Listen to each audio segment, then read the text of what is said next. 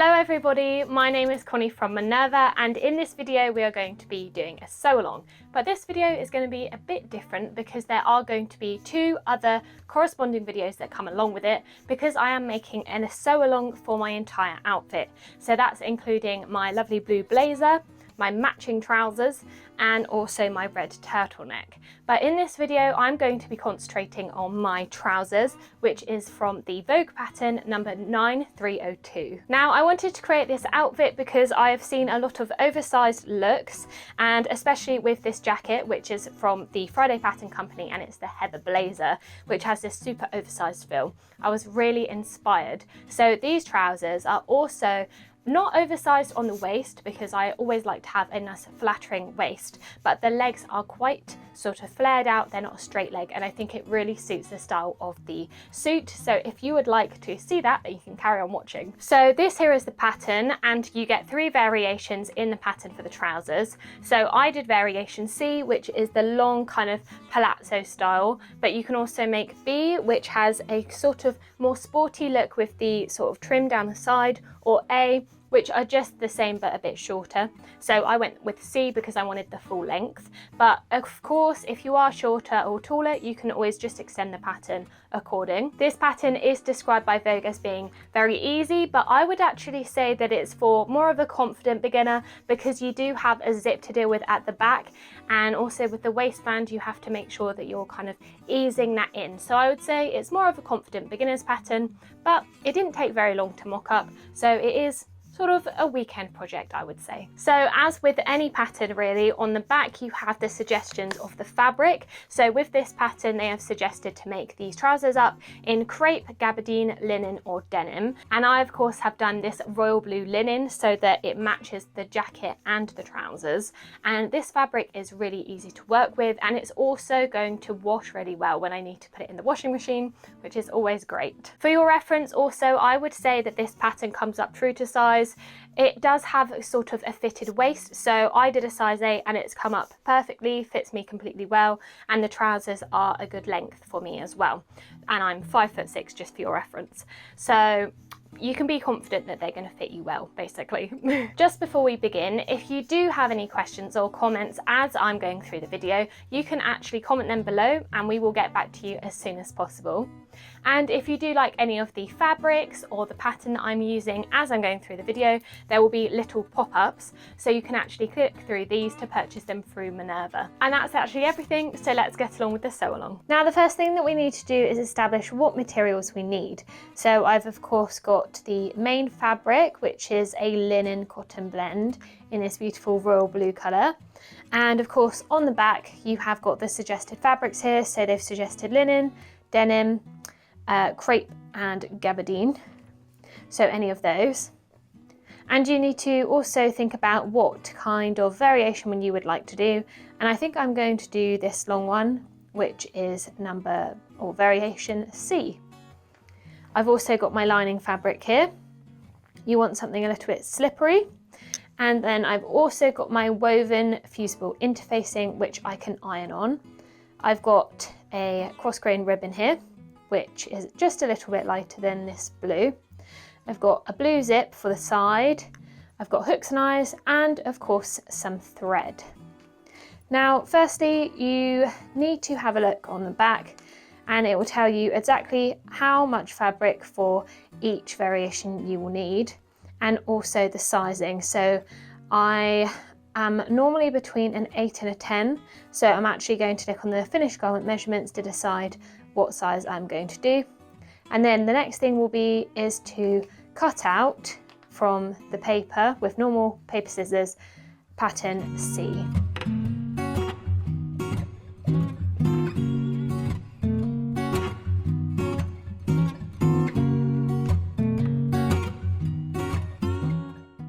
Now that I have cut around all of the pieces, I can put my layout onto the fabric. So I've put number 2 here, piece number 1 here, and I've actually swapped it, done the other way around from this fabric, which is the wrong and the right way, just to be a bit more economical. I've also got the 2 waistbands here, the front and the back. So this one is done by the grain line, but I'm going to have to cut 4 of it. So I'll cut 1 and then move it up and then cut another.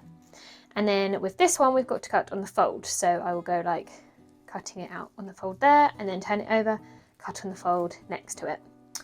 And with this pattern, we do have quite a lot of darts to mark in and some pleating. So I am going to be using a chalk. I've got this yellow chalk pencil here to mark in all of those, and I will show you exactly how I do it when it comes to it. But first I've got to securely pin all of this down.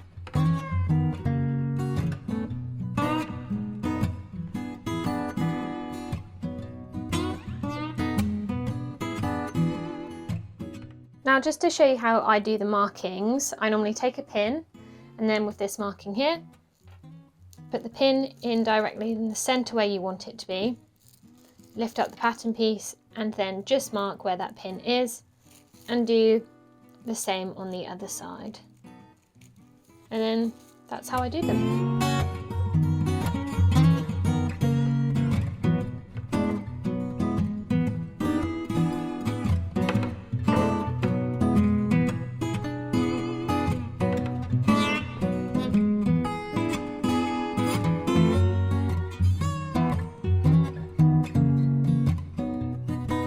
At this point, I also cut the pocket pieces from the lining and also did the interfaced waistband sections.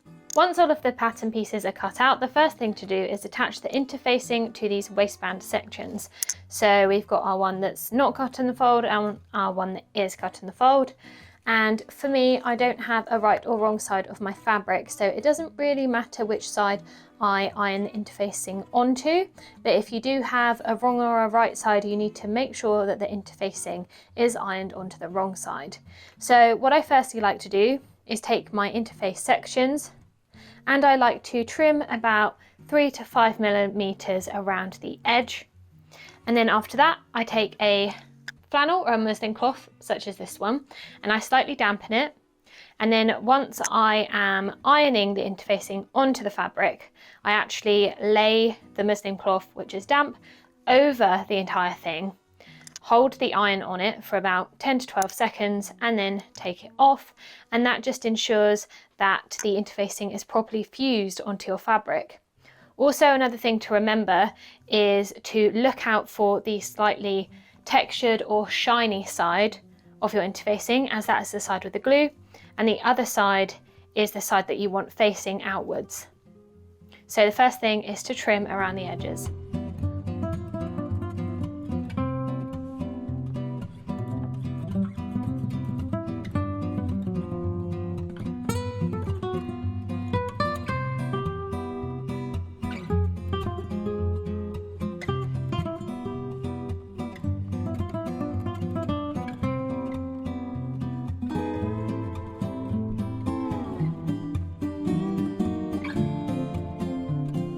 Now, the first step that we are going to do on the actual trousers themselves is put the pleats in. So I've got piece number 1 here, which is the front of the trousers, and I've just aligned them so they're in their opposites. So we've got the crotch seam here, and what I'm going to be doing is making that pleat by taking the small dots, which are the inner ones, and I am going to make a crease in them, and then very carefully and neatly pull them over, just like that, to the large dots, and pin them in place there. So now we have got that smooth trouser seam. Once you've pinned that down, baste along the top edge around 1 centimeter in, and then use the iron to press properly into place. And now we've got piece number 2, which is the back of the trouser legs. And again, I've done the same thing. I have made sure we've got the mirror image, and I'm going to show you how I do the dart. So of course we've got our dart markings here, all 3 of them. But what I actually like to do is take a ruler and a chalk, or this is a white heat erasable pen, and I like to actually just draw out a line where the dart goes, just so that I can see it a bit more clearly. So we've got one line there, and then the other line which will match up here.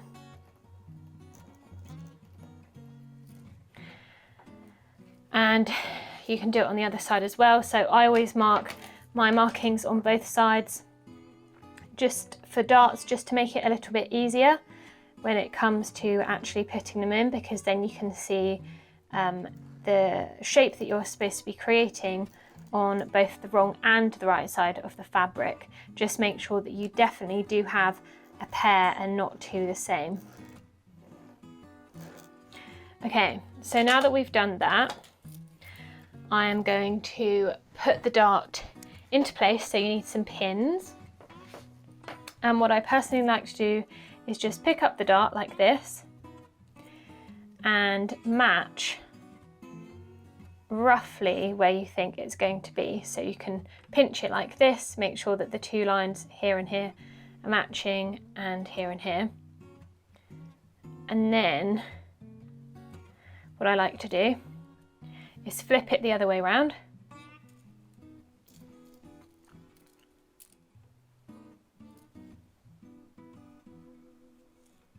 So that it lies flat, and then you can put a pin through and check how off or not off you are. So I am quite off there, so I can just adjust slightly. Try again.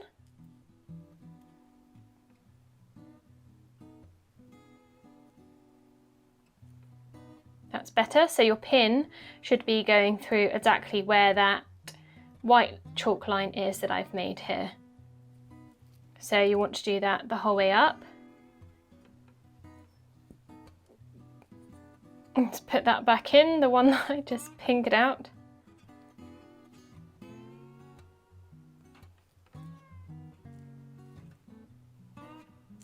Looking good. Just check this middle section. Not so good. And then once you are happy, you need to put the pins in diagonally. So just hold the fabric, put the pins in this way.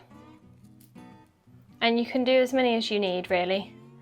I like to make sure that they're going through the dart. And then when you're sewing it, take out these ones just before you do so, and you're sewing exactly down that line that you've drawn out. So that is how I do my dart. Another key thing to remember with the darts is that once you've sewn down to the point of the dart, you do not backstitch. You simply stop sewing, lift up the foot, and then leave a long tail, which you then can tie in a double knot with the threads. Once you've done that, iron from both sides to make sure that the dart is completely flat. Next, we are stitching the front and back legs together at the inner seam. So find the crotch seam, and it's the inner one. But I'm actually first going to overlock the edges on the back pieces and the front pieces on this inner seam. And so that I don't lose the notches when I overlock them, because of course they will be chopped off, I'm actually just going to mark 1 or 2 dots, depending on the amount of notches, on those leg seams, overlock them, and then I will be pinning and sewing them together.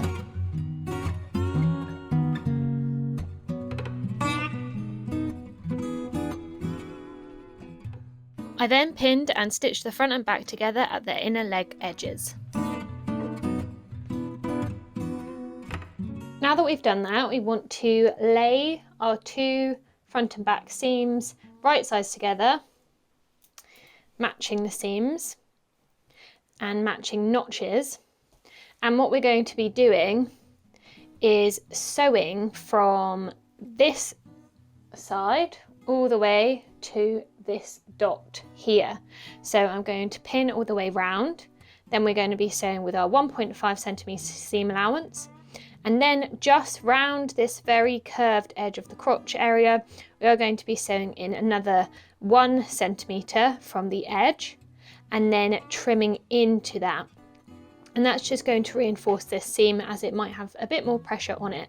So the first thing to do is just match up all of the seams and the notches and pin up until this dot here.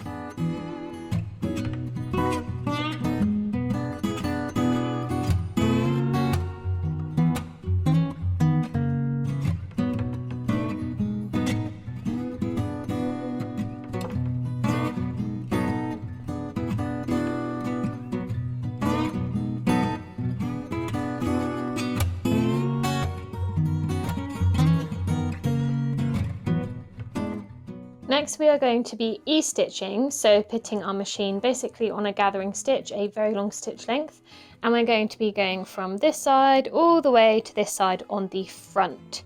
So the front, remember, is the one with the little pleat in. So all the way along there. But before I do that, I'm actually going to take that crotch seam and I'm going to overlock along it.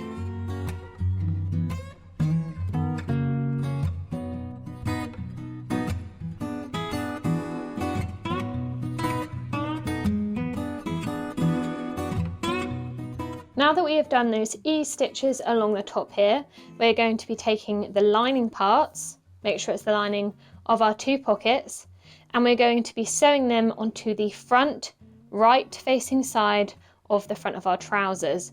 So you want to take the lining of your fabric and you want to match it up to each corner of the front of the trousers.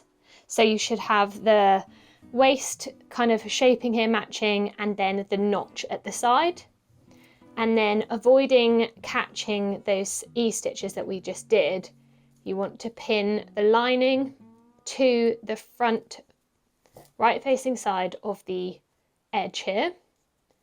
So pin at the notches and the top and bottom. And then we are going to be sewing 1 centimetre in from the edge on both sides.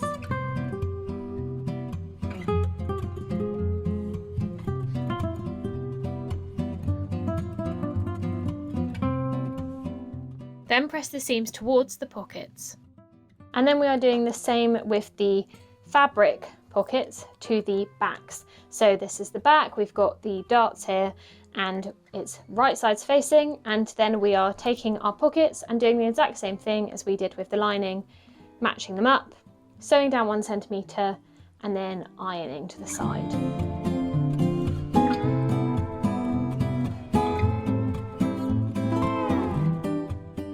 Now what you want to do is turn the entirety of your front, which is here, and back trousers so that they are facing each other. So there's the crotch seam and then they're facing each other, the two sides.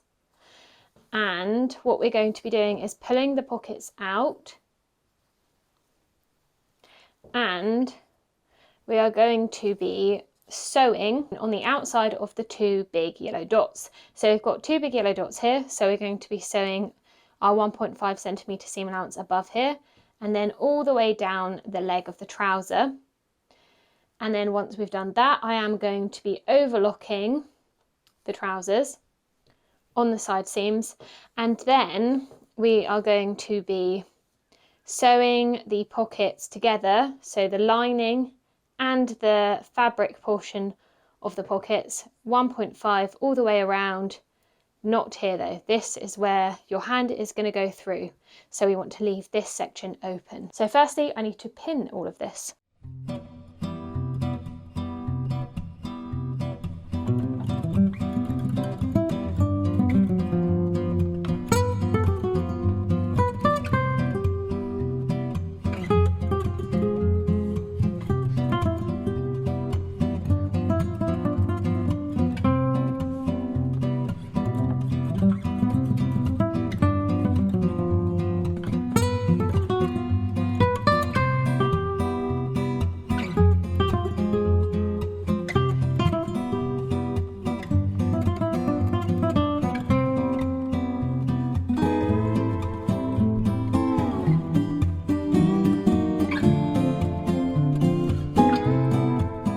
And now just to finish those pocket sections off, you want to iron, so press the pocket towards the front seam, and then we're just going to baste along here to keep that all in place. Now that we've done that, we need to stay stitch, so that means going in 30 millimeters round, just under your seam allowance, along the top of the back sections, so that side, and then we've obviously got the gap there, and then along the other side as well. So just 13 millimeters, just a straight stitch along those between the two seams.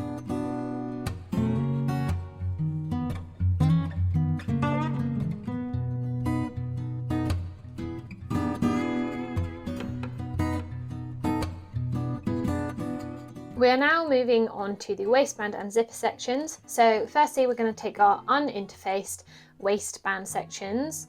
So these are the ones without the white interfacing on. And we have got our front, which is the one that's cut in the fold, and our two back ones. And what we're going to be doing is stitching them, pinning them first and then stitching them at the sides. So matching the centres and also the little notches. So matching the notches. So our number 4, which is the front waistband, can go there. And then our two side ones either side like this. And I'm just going to pin them into place before sewing them down. And our waistbands with the interfacing on will be used as facings, so we don't want to use them yet. Once pinned, sew a 1.5 centimetre seam allowance and then iron open.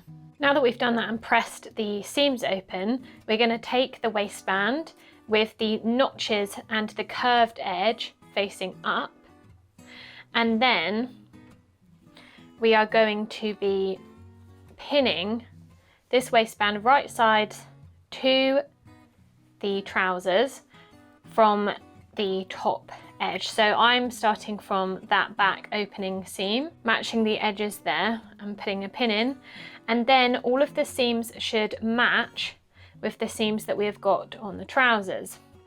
So you can see like that. And I'm just going to go around and pin the entire way around there.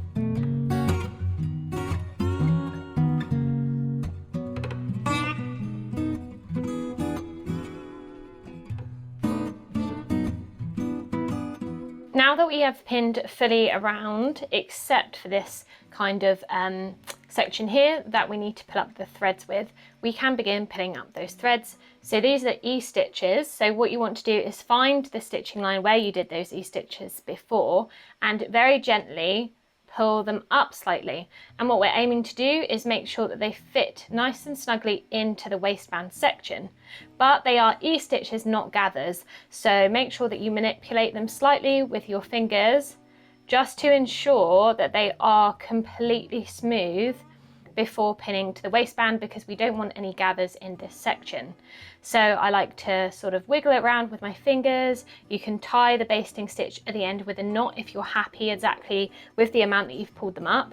And then once I'm happy, I like to take my pins and pin it exactly 1.5 centimeters in from the edge, just so that when I take it to the machine, it's all nicely put there and I don't have to do much manipulation as I'm sewing. Once I had adjusted the ease to my liking, I sewed this down, and then to trim it kind of all in one, I actually overlocked this seam and then ironed it.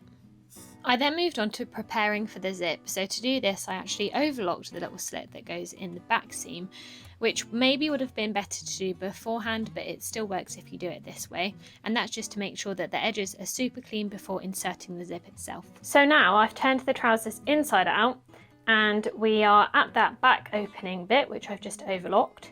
And what we're going to be doing is pinning from the yellow dot that we did before right up to the top, and then we're going to be doing a 1.5 centimeter basted, so just a longer stitch that we can easily unpick along there, and then pressing it outwards.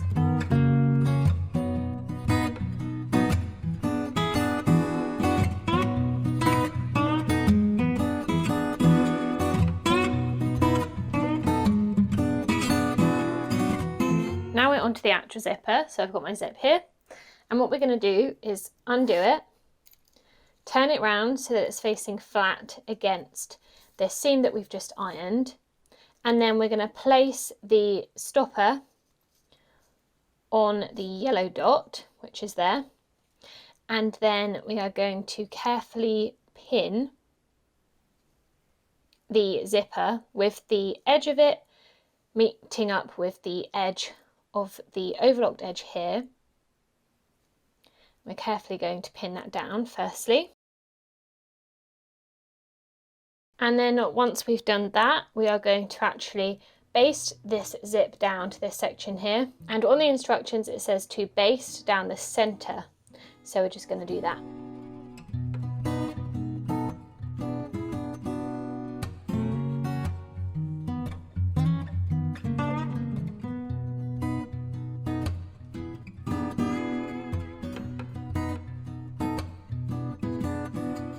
Okay, so now that we've done that, I've opened the trousers back up.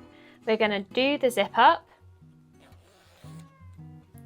And we are now going to do a careful line just across here, across the bottom, and it's supposed to be 6 millimeters down from the bottom of where the zip does up. So I'm just going to do that across there, and then we are going to do the same that we did on this side on the other side, just sewing up in this middle section here, separating like that.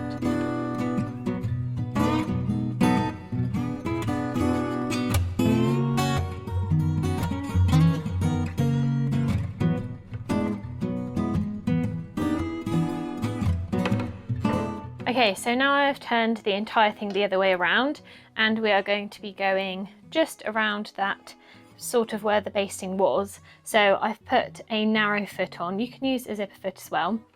And I'm just going to go the foot's width away from this seam here, around, square at the bottom, and then back up the other side.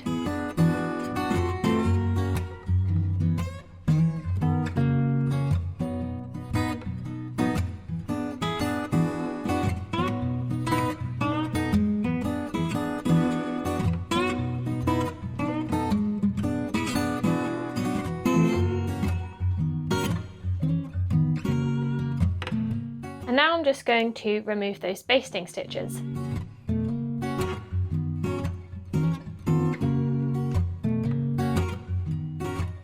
Next we take the interface sections of our waistband and we do the exact same thing as we did with the uninterfaced pieces. And so we put them right sides together and pin on each side and sew them down and then iron out the seam allowances.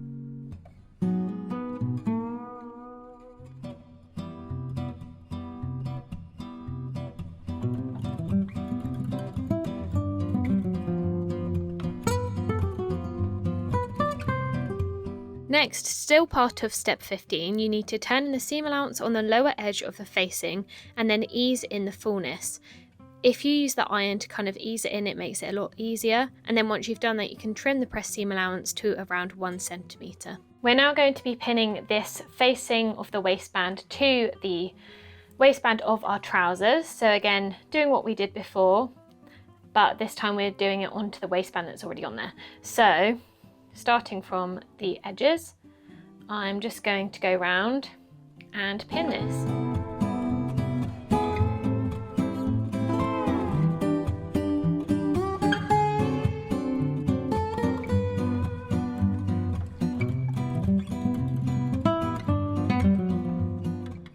Also, just to remember that when you are pinning the waistband onto the waistband, you will have an extra 1.5 centimetres on the end sections, because of course when we did the zip we folded that 1.5 centimetre seam allowance under, so you will have that excess there. Don't worry about it, just leave it off on the end. Once you've entirely pinned the facing to the waistband, you can stitch the upper edges. Next, to make sure that the facing lays properly when we turn it this way round, we're going to be understitching. So to do the understitch, the first thing I like to do is just trim round into the seam allowance where we've been, so that you're about 3 millimeters away from the stitching line that you've just made. So I'm going to start doing that first,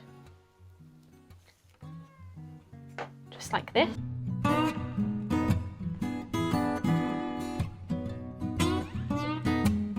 And then to sew it, what we're going to do is have the facing side here and that little bit that we trimmed here, and we've opened it out. And what we're going to make sure is that this tiny bit that we've trimmed is pushed to the side of the facing, and then we're going to sew as close as we possibly can to this seam here to trap it down. Just like that.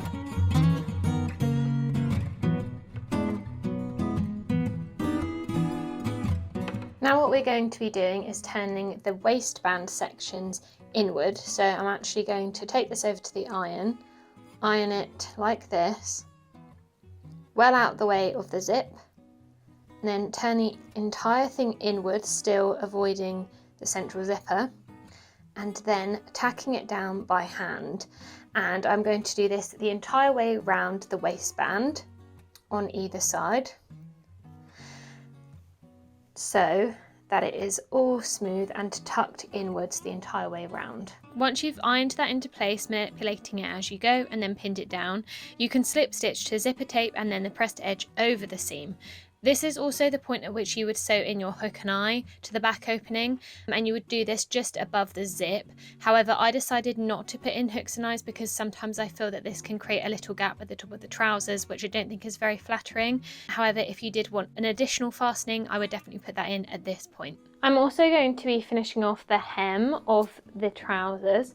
So what I'm going to do is go around on the overlocker, then I'm going to be turning them under, ironing in place, and then sewing round probably a 1.5 centimetre seam allowance all the way around there.